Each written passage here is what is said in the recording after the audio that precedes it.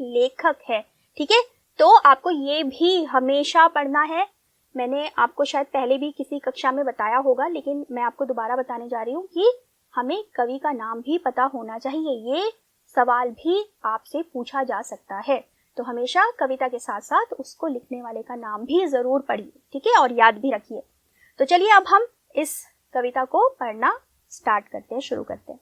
जग जीवन में जो चिर महान, जग जीवन में जो चिर महान, सौंदर्य पूर्ण और सत्य प्राण, सौंदर्य पूर्ण और सत्य प्राण, मैं उसका प्रेमी बनूं नाथ, मैं उसका प्रेमी बनूं नाथ, जो हो मानव के हित समान, जो हो मानव के हित समान, जिससे जीवन में मिले शक्ति, जिससे जीवन में मिले शक्ति, छूटे भय संशय अंध भक्ति, छूटे भय संशय अंध भक्ति, मैं वह प्रकाश बन सकूं नाथ, मैं वह प्रकाश बन सकूं नाथ, मिल जाए जिसमें अखिल व्यक्ति, मिल जाए जिसमें अखिल व्यक्ति, पाकर प्रभु तुमसे अमरदान, पाकर प्रभु तुमसे अमरदान, करने मानव का परित्राण, करने मानव का परित्राण, ला सकूं विश्व में एक बार, ला सकूं विश्व में एक बार, फिर से नवजीवन का विहान, फिर से नवजीवन का विहान। कैसी लगी कविता बच्चों आपको? अच्छी लगी? बिल्कुल, है ही बहुत खूबसूरत कविता ये। चिर महान, क्या होता है चिर महान बच्चों?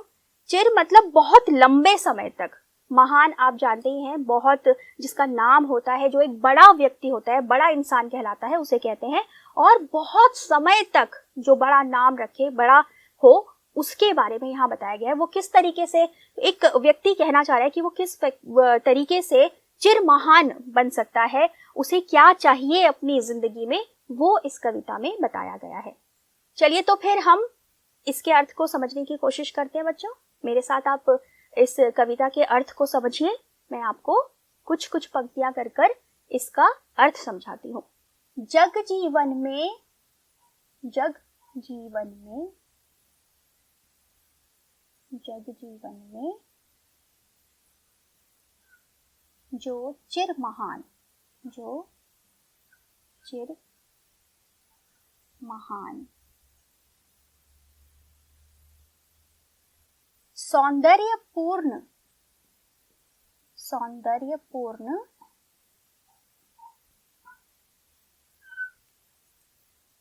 सौंदर्यपूर्ण और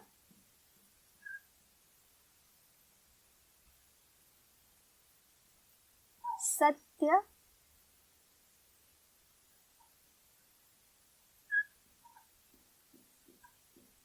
सौंदर्यपूर्ण और सत्य प्राण। तो बच्चों इस कविता में, इन पंक्तियों में क्या कहा गया है?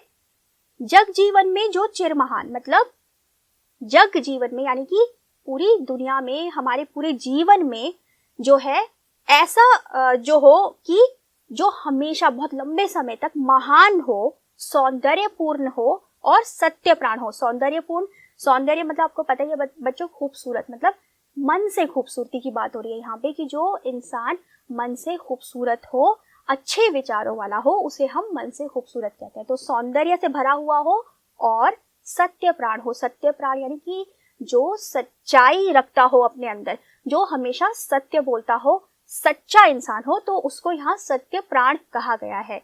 तो कविता में कवि क्या कहना चाह रहे हैं कि मैं जो है जग जीवन में एक ऐसा महान इंसान बनूं जिसके अंदर मन जो है उसका अच्छा हो, सच्चा हो और वो हमेशा सत्य बोलता हो। तो इन दो पंक्तियों का अर्थ आपको समझ आया होगा बच्चों। अब आगे की पंक्तियों की ओर चलते हैं और उनके अर्थ को भी समझने की कोशिश करते हैं। तो बच्चों मुझे पूरी उम्मीद है कि आपको ये जरूर समझ आया होगा। आप दोबारा इसको पढ़िएगा, जरूर पढ़िएगा, ठीक है। आपको पढ़ते रहना है, क्योंकि बच्चों आपने सुना होगा कि अभ्यास करने से ही हमें कोई भी नई चीज जो है वो अच्छे से समझ आती है। एक बार पढ़ने से आपको हो सकता है ना समझ आए, लेकिन आप बार बार पढ़ेंगे तो आपको भी समझ आएगा। आपकी पुस्तक में नीचे कई शब्दों के अर्थ भी दिए गए हैं, जो आपके लिए शायद नए शब्द हैं या थोड़े कठिन शब्द हैं, वो आपको नीचे पुस्तक में दिए गए हैं, वो आप पढ़िए, समझिए, तो आपको कविता समझने में आसानी होगी। बाकी मैं तो आपको ये कविता समझा ही रही हूँ, 2 पंक्तियां आपको समझा दी हैं, आपको समझ आ गई होंगी। आगे की पंक्तियां समझने के लिए आगे बढ़ते हैं। तो बच्चों, हम आज क्या कविता पढ़ रहे हैं? हम पढ़ रहे हैं चिर महान, जिसे लिखा है सुमित्रानंद पंत जी ने। और शुरू की जो 2 पंक्तियां हैं वो हम समझ चुके हैं, आगे की पंक्तियां अब हम समझेंगे। ठीक है बच्चों, तो चलिए अब आगे की पंक्तियों की ओर बढ़ते हैं। मैं उसका प्रेमी बनूं नाथ, मैं उसका प्रेमी बनूं नाथ, जो हो मानव के हित समान, जो हो मानव के हित समान।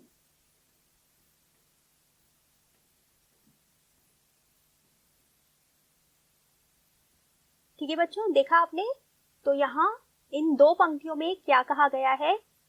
यहाँ पहले मैंने आपको बताया जैसे एक व्यक्ति क्या कह रहा है, वो ये कहना चाह रहा है कवि की कविता के द्वारा कि एक ऐसा इंसान बनना है उसे जो बड़े समय तक, चिर महान यानी कि लंबे समय तक जो है वो महान बना रहे, महान वाले काम करे। तो और उसके अंदर क्या होना चाहिए? वो सुंदर होना चाहिए और उसे सत्य बोलना पसंद होना चाहिए। आगे उसका क्या कहना है? आगे उसका कहना है मैं उसका प्रेमी बनूं नाथ। नाथ किसे बोलते हैं हम? नाथ हम भगवान को बोलते हैं। ईश्वर को हम हिंदी में नाथ भी कहते हैं। तो यहाँ कहा जा रहा है भगवान से कि मैं उसका प्रेमी बनूं, यानी मैं उससे प्यार करूं, किसी व्यक्ति से नहीं। उसका कहने का मतलब ये है कि मैं खुद ऐसा इंसान बनूं जो मानव के हित समान काम करे, यानी कि मानव यानी दूसरे इंसान। ठीक है, एक हम खुद हो गए, हम जो ये व्यक्ति है वो ये कहना चाह रहा है कि मैं एक ऐसा इंसान बनूं, मैं ऐसी बातों से प्रेम करूं, ऐसी बातों से प्यार करूं, ऐसी बातों को अच्छा समझूं जिसमें दूसरों की भलाई छुपी हो, जिससे दूसरों का भला हो सके। ठीक है, ऐसी चीजें ना चुनूं जिससे किसी का नुकसान हो, बल्कि वो चीजें चुनूं जिससे मैं औरों का भला कर सकूं। ठीक है बच्चों, तो ये 2 पंक्तियां आपको समझ में आ गई। अब हम आगे की पंक्तियों की ओर बढ़ते हैं। जिससे जीवन में मिले शक्ति, जिससे जीवन में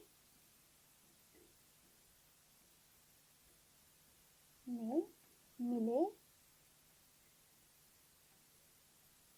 शक्ति,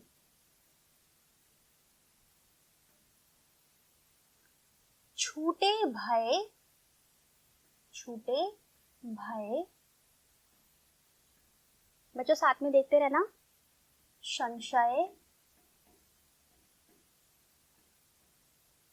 अंधभक्ति, अंधभक्ति।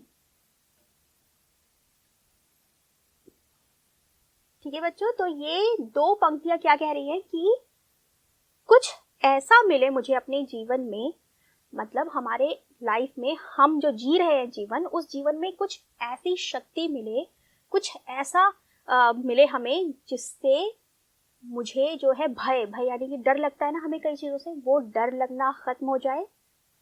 कोई भी तरह का संशय, संशय यानी किसी बात के लिए हमें कोई शक हो, हमें लगता हो कि हाँ, कई बार ऐसा होता है ना बच्चों, कोई बात हमें समझ नहीं आ रही होती, हम सोचते हैं ऐसा है कि वैसा है, ये बात सही है इस बारे में या दूसरी बात सही है।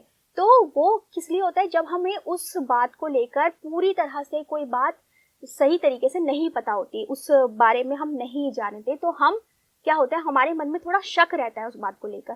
तो संशय का मतलब वही शक होता है। और अंधभक्ति मतलब किसी भी बात को लेकर हम विश्वास कर लें बिना ये जाने कि वो सही है या नहीं है, और हम उस पर भरोसा कर लें, तो इस तरह की बात को अंधभक्ति कहा जाता है।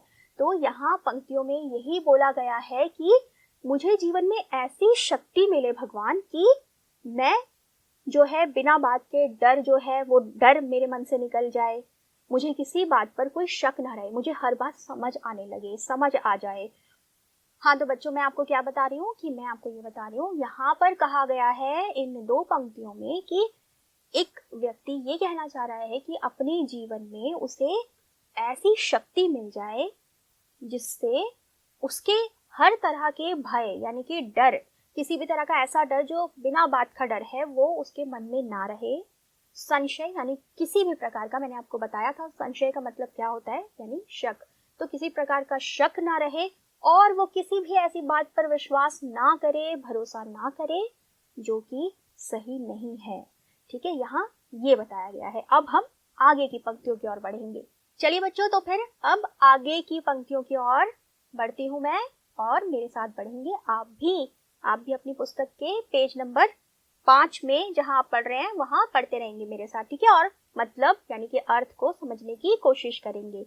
तो आगे पंक्तियां क्या कहती हैं? मैं वह प्रकाश बन सकूं, मैं वह प्रकाश बन सकूं नाथ, बन सकूं नाथ। ठीक है, मैं वह प्रकाश बन सकूं नाथ। प्रकाश क्या होता है बच्चों? उजाला, चमक, रोशनी। मिल जाए जिसमें, मिल जाए जिसमें अखिल व्यक्ति, अखिल व्यक्ति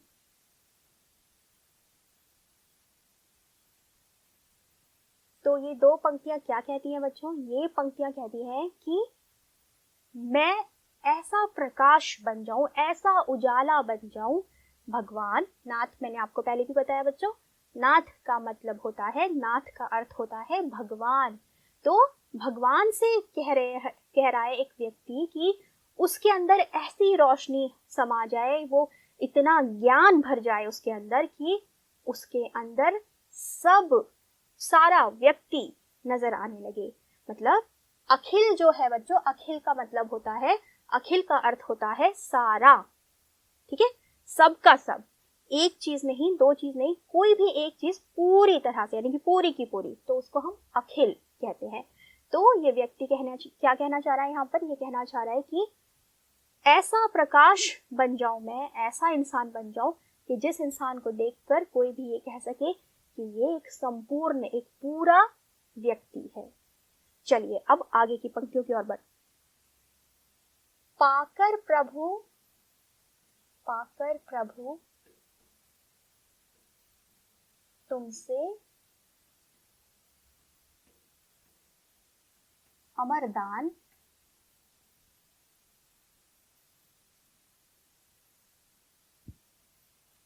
करने मानव का परित्राण, करने मानव का परित्राण।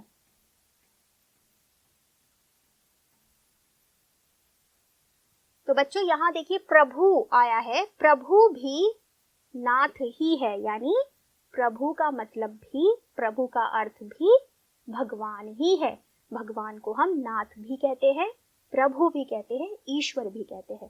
ठीक है, तो यहाँ पर कहा गया है इन दो पंक्तियों में कि पाकर प्रभु तुमसे अमरदान, करने मानव का परित्राण। यानी एक व्यक्ति ये कहना चाह रहा है कि वो भगवान से ऐसा दान, भगवान से उसे ऐसी भेंट मिल जाए, ऐसा उपहार मिल जाए जिससे वो हर तरह के मानव की जो है वो रक्षा कर सके, और जो अन्य मानव है उसकी जिंदगी में या उसके आसपास, वो व्यक्ति उसकी क्या कर सके? रक्षा। रक्षा यहाँ पर क्या कहा है? परित्राण।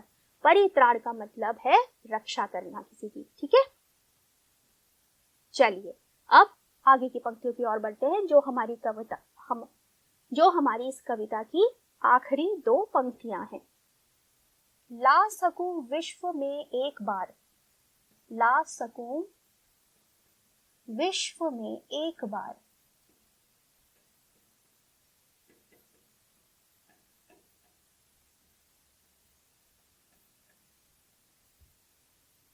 ला सकूं विश्व में एक बार, फिर से नवजीवन का, फिर से नवजीवन का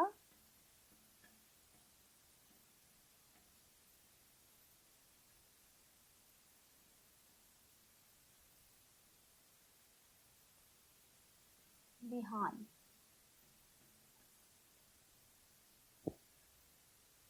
फिर से नवजीवन का विहान।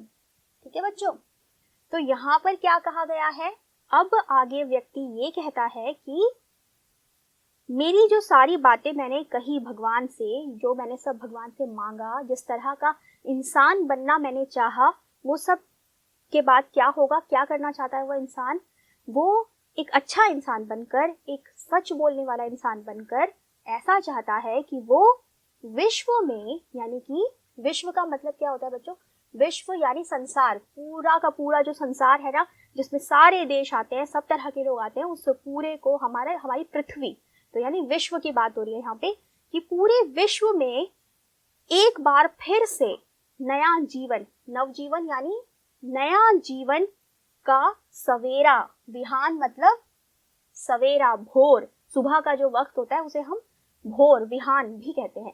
और यहाँ पर सुबह क्यों कहा गया है, क्यों कह रहा है वो व्यक्ति, इसलिए नहीं कि वो सवेरा यानी सुबह लाना चाहता है, उसका कहने का मतलब, सुबह का मतलब ये होता है, हमारी जिंदगी में हम सोचते हैं कि सुबह का मतलब यानी हमारी जो जिंदगी है उसमें सब कुछ बहुत अच्छा सा हो जाना है ना, कुछ नया सा हो जाना। तो वो व्यक्ति चाहता है कि विश्व में यानी संसार में जो भी गलत चीजें हैं वो सब खत्म करके, सबकी रक्षा करके, वो पूरे विश्व में फिर से एक नया जीवन, एक नया विश्व बनाना चाहता है। ठीक है बच्चों, तो चिरमहान अध्याय में सुमित्रानंद पंत जी ने अपनी कविता में क्या कहा है, एक ऐसे व्यक्ति की बात की गई है जो व्यक्ति सिर्फ अपने बारे में नहीं सोचता, वो व्यक्ति चाहता है कि उसके अंदर सिर्फ अच्छाई हो और वो अच्छाई वो दूसरे लोगों के काम में ला सके, वो औरों की रक्षा कर सके, देश के साथ साथ और भी देशों की, यानी कि पूरे विश्व की, पूरे संसार की जो प्रॉब्लम्स हैं, जो समस्याएं हैं, उन्हें दूर करने में मदद कर सके। ठीक है बच्चों, तो उम्मीद है आपने मेरे साथ इस कविता को अच्छे से पढ़ा है, सुना है और समझा है। और आपने समझा है वो मैं कैसे समझूंगी, जब आप काम करेंगे। क्या काम करेंगे, गृह कार्य करेंगे आप, और गृह कार्य में आपने क्या करना है, अपनी हिंदी की कॉपी लेनी है और उसमें मैंने आपको जितने भी शब्दों के अर्थ बताए हैं बच्चों, वो अर्थ आपने अपनी कॉपी में लिखने हैं। ठीक है, पढ़ पढ़ कर लिखिएगा, पढ़ के लिखेंगे तो आपको भी वो दिमाग में बैठेगा और याद रहेगा। और कुछ शब्द आपकी किताब में नीचे दिए गए हैं, वो भी आप अपनी कॉपी में जरूर लिखना। ठीक है बच्चों, और मैं और बच्चों को भी बताती हूँ, आपको भी बता रही हूँ कि अध्याय लिखने के साथ साथ आप कविता के जो लेखक हैं, कविता को जिसने लिखा है, उनका नाम भी जरूर लिखिएगा। ठीक है बच्चों, और ये काम आपको जरूर करना है, क्योंकि आप काम करेंगे तो हमें पता चलेगा कि आप पढ़ते हैं, घर पर आप अपनी पढ़ाई पर समय देते हैं, और ये आपको आगे आपको एक्स्ट्रा मार्क्स दिलाने में भी मदद करेंगे। ठीक है, ठीक है बच्चों, तो वैसे मुझे पता है आप सबको समझ आ गया, आप बहुत समझदार बच्चे हैं और आप घर पे से दोबारा से पढ़ेंगे कविता को। ठीक है, आप इसे दोहराएंगे ताकि आपको ये याद हो सके। ठीक है, और अगर आपको कुछ नहीं समझ आया होगा तो मैं आपको फिर से जरूर बता दूंगी, लेकिन आप एक बार जरूर घर पर पढ़ने की कोशिश कीजिए, इसको पढ़िए तो आपको जरूर समझ आएगा। और वो भूलिएगा मत, जो काम आपको दिया है वो आपने जरूर करना है। घर में अपने परिवार वालों को, अपने जो आपके आस पड़ोस में आपके फ्रेंड्स रहते हैं, उनके साथ भी आप इस कविता को गा सकते हैं। जितना भी अर्थ आपको समझ आया है वो आप जाकर उन्हें बता सकते हैं, सब कहेंगे फिर वाह वाह। ठीक है, तो आप जरूर करिएगा ये सब बच्चों। और जो अगली कक्षा होगी हमारी, वहां मैं आपको कुछ और बातें समझाते हुए इसके जो भी प्रश्न उत्तर हैं और भी जो इसमें हमें काम दिए गए हैं प्रश्न उत्तर के साथ, वो सब समझाते हुए मैं आपको करवाऊंगी। ठीक है बच्चों, ओके।